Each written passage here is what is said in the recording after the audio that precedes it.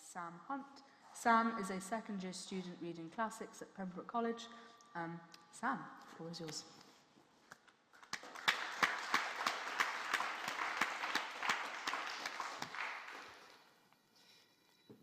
Thank you, Emma. This House believes that free speech is not dead.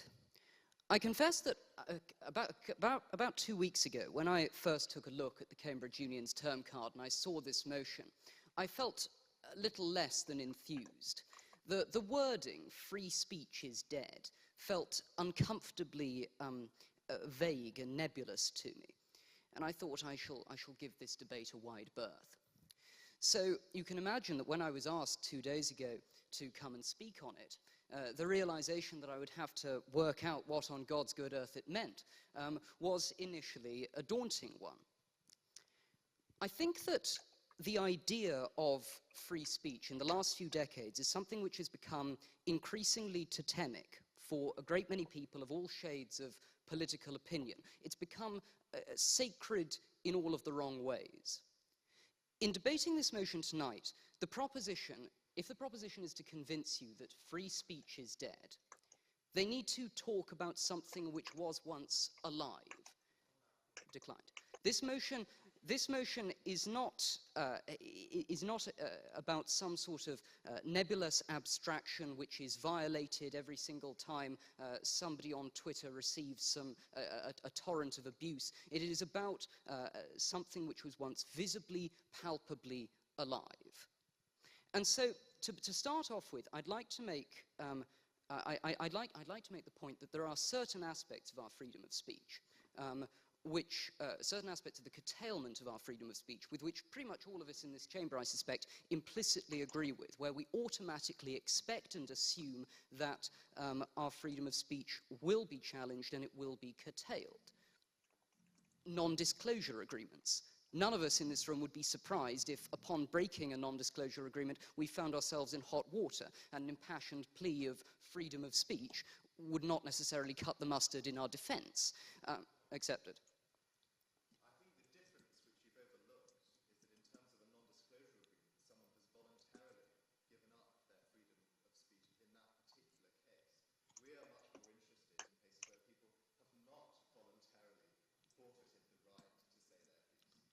Okay, fine. Here's another example. Copyright law. If you made an infringement on somebody else's copyright, you would expect to find some sort of legal challenge waiting at the other end of it. Character defamation and slander. You know, if Private Eye comes out and publishes a defamatory, satirical, insulting article about you, you have the right to take them to court for libel. Incidentally, if you ever get the chance to meet Ian Hislop, you will find that he goes on about nothing else. But the point that I'm making about these legal statuses, and this also helps to answer your point of information, is that freedom of speech is not some pristine, spotless ornament that we keep scrupulously in its box. Rather, it is something that is qualified, it is calibrated to accommodate the exigencies of the world that it inhabits and that it protects. It is not total, and it never has been. So tonight, let's not pretend that we're talking about something which never truly existed. What do I mean by this? I mean in particular that we should be careful about conflating the severe unpopularity of a given opinion with the death of the liberty to express it. In the sense that at any time in our history, on the sort of broad socio-political level of public discourse, it will be hard for you to, you will always find that there is a spectrum of opinion which constitutes, as it were, reasonable debate. And any opinions which deviate from this spectrum, which are outside of it in that particular era, are bound to face derision, opprobrium, disgust, and in the most extreme cases, suppression. Let's give some extreme examples. You cannot, in the UK or really anywhere in the Western world, claim that the Holocaust didn't take place, or spout some pseudoscience about the cranial capacities of other races, or defend the actions of the Khmer Rouge, without being pilloried, despised, and censored. That's relatively uncontroversial. But beyond these, we have this immense grey area of opinions that are not nearly as execrable as those which I've just listed, but which are nevertheless becoming increasingly unfashionable, whether you like it or not. So, in the UK, at least, for instance, it's quite difficult to be vocally opposed to abortion and gay marriage without facing considerably more robust and pervasive criticism than those people who defend and advocate abortion and gay marriage. These are issues that are increasingly being considered dodgy, but which are not as yet untenable. And I'm sure that each of you can think of hundreds of other such examples, beliefs which are increasingly finding themselves on the fringes of acceptable opinion, and which by the time I've reached the age of 80 will probably be fairly unutterable. And I think it is a universal truth to say that at any point, anywhere, you will be able to find that, certain opinions are going to be more controversial than others. And the speed with which these parameters, these goalposts, realign themselves is often very fast.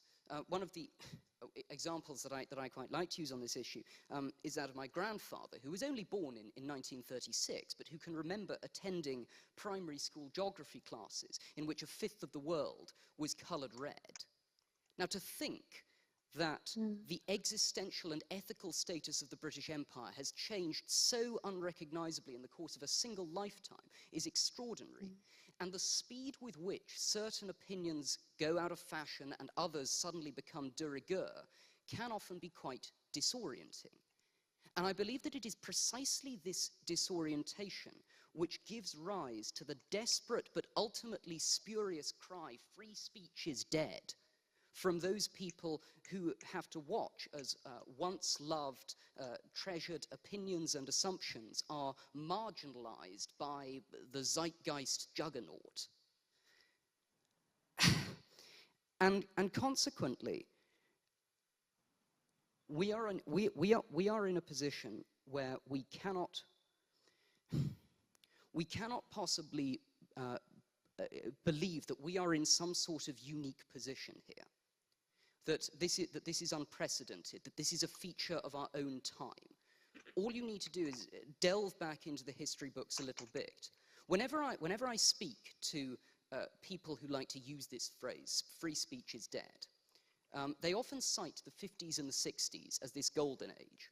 Shortly after the Declaration of Human Rights and Article 19 and all of that, they say that this was a time when we were all tolerant, we would all listen to each other, we might disagree, but we all believed in this principle that nobody deserved abuse.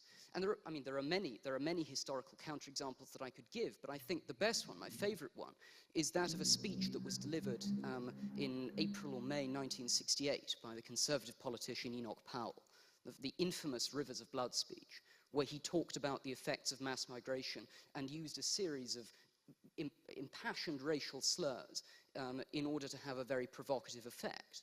Now, for a start, at the time, it was estimated in certain parts of the country up to 80 or 90% of certain populations supported his message, which is totally anathema for all of us in this chamber now. But also, the people who went and protested in favor of what he'd said, the dockers, for example, I've seen interviews of counter-protests, anti-power-like protests, describing how they were spat at in the street.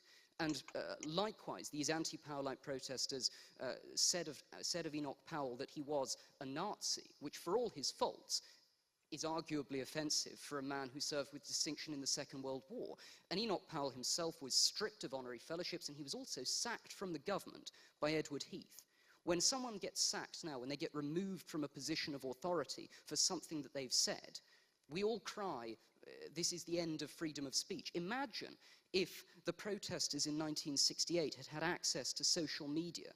The phenomenon of vitriolic execration by one's opposition is nothing new, and we can even situate it in this place in history, which so many older people have often told me was this golden age of freedom of speech. Now, I am saddened, thank you, it's very pretty. I am saddened by the way in which certain opinions can invite this kind of ochlocratic vilification. I am saddened by the demeaning way in which J.K. Rowling or Jacob Rees-Mogg or any such public figure that you wish to mention are condemned in courts of public opinion. But courts of public opinion are not real courts. In many ways, one could even argue that when we talk about a court of public opinion, we're talking about something, we're talking about the right of an homogenized majority to its own freedom of speech. When organizations like this one choose to no-platform speakers, I cringe with frustration, and I think that this union should be celebrated for the fact that it has not fallen prey to this easy fix culture of out of sight, out of mind. But yes, of course. But I also think that when a private organization decides that its views are so incompatible with those of a speaker that it wants to exclude it from its chamber, however misguided that may be, those people at the top of that organization are still expressing their own right to free speech, as it were, and that no-platformed speaker can find another platform, even if it's just social media. I am getting towards the end. There's just a couple of more things that I'll say, but I will try to be quick. Where was I? Yes, I was. A couple of things, did you say? Yes. Okay. And so I appreciate that this. I appreciate that this is an ugly interpretation. I appreciate that the free speech of mainstream opinion can often feel bigoted and intolerant. But the idea of the tyranny of the majority is several centuries old. You can find it by reading Burke, Mill, de Tocqueville, Nietzsche, and countless others. You can go through and find this idea. And the marginalization of an old opinion, simply because. Well, the marginalization of an old opinion in this way is pervasive. It's part of human nature. It's part of us, and it's very difficult for us to hark back to some indeterminate, half-imagined point in the past where we all had perfect right to free speech and no one would ever be offended, and so on and so forth. It must be very odd. Yes, I'm nearly there, I promise. There's just one more thing I want. It must be very odd for people who can remember Germaine Greer at the vanguard of second-wave feminism in the 1970s to now see her pilloried as a conservative pariah. But the people who now tell us that she is an outdated TERF, one day they will be old and grey as well, and probably they will be just as unfashionable in their eyes of their grandchildren. The axioms of public opinion march on. And so free speech is not some sanitized, perfect apotheosis of itself. It is the right to speak your truth and to be hated for it. So free speech may be dead in Hong Kong, but we still have a Human Rights Act in this country which defends the right of each individual to speak their mind freely in a public setting. We still have the European Convention on Human Rights and the International Bill of Human Rights. And even if this chamber were the only place left in the world which still permitted people to speak freely, then free speech would still not be dead. And so I beg to oppose this motion. I've never seen Eman more relieved.